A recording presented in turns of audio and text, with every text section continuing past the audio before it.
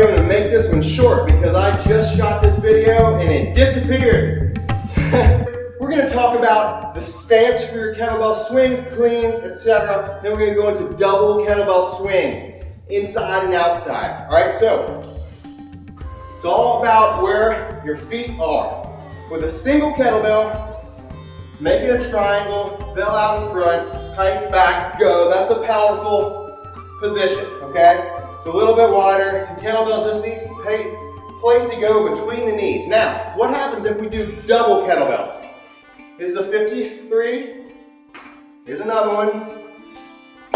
If I stay in the same position, what do I have to do? I'll have to hike my knees out. See, I move my knees. All right. So I'm going to go a little bit wider with that. Kettlebell sport is clean and jerk. I do a lot of double cleans, jerk. But we go to swing. There's two things you think about is knees, where are they going? They don't want to roll in. They don't want to go too far out. So just the right spot for you. Hike, go, go, go. Notice what I did. I had a thumbs forward grip. A lot of people do pronated grip, okay? So that's just like your bar. Look what happens. Right there.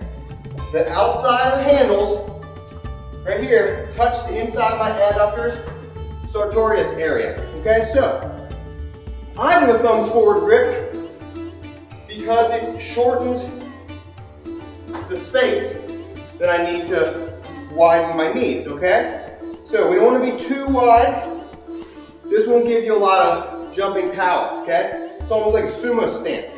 If you're doing clean and jerk, if you clean, it's really hard to jerk here because your knees will be rolling in. So let's forget about that. Good position. I'm going to put my knees out just enough. Notice the bells are touching.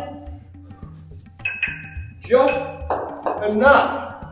And I bring the kettlebells together. So I focus on getting them to touch, okay? So, whether you're doing double cleans, dropping down, double snatch, half down or fully down, I have to control and pay attention, predict that bell path. I don't want to haphazardly throw them away.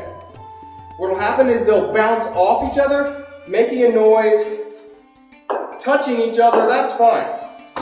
We don't want them to bounce off. The lighter the weight, the more they'll bounce, okay?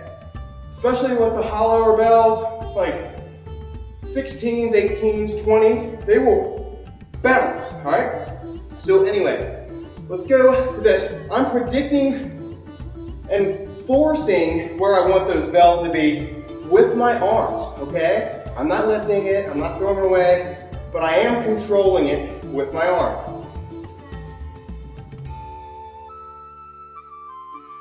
This takes me into what a lot of people have questions about is double swings. So if I do double kettlebell swings, okay?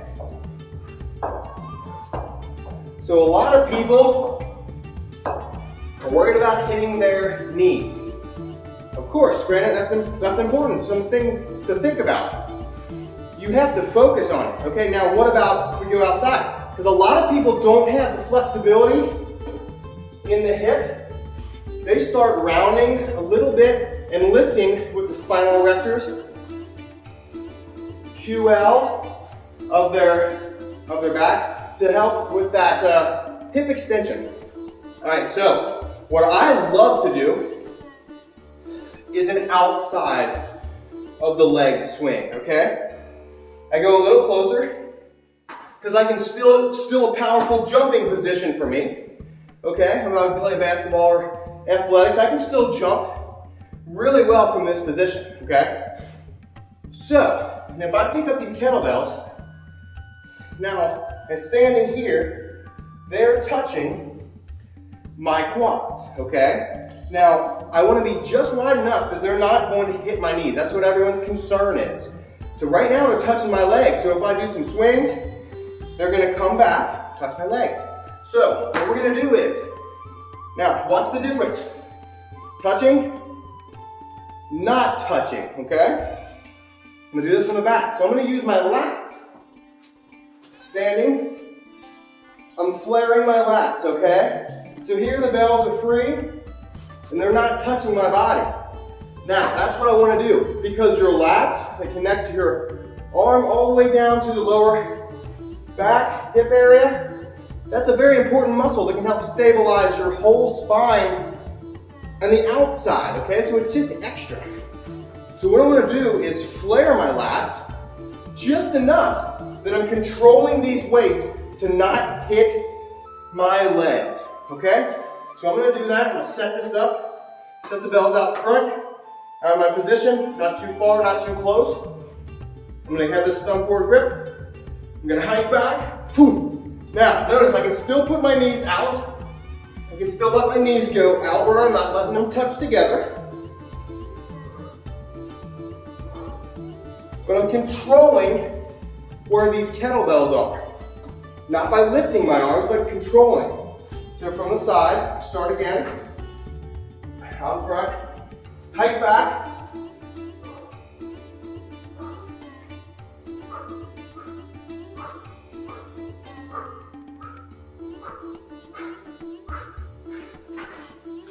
So I love doing double outside. I call them suitcase swings. You can call them whatever you want.